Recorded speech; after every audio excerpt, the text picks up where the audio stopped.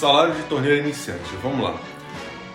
Para você ter ideia mais ou menos da base salarial de quanto recebe a classificação de torneiro mecânico ou torneiro fermenteiro da sua região, o que eu te indico fazer?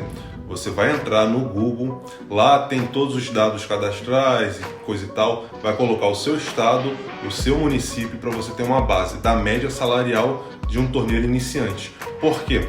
Não é seguido à risca um salário fixo para todos os estados. Vão ter estados que vão pagar mais, vão ter estados que vão pagar menos. Beleza? Então você joga todas essas informações no Google e através de lá vocês vão ter uma informação mais detalhada e precisa de cada região.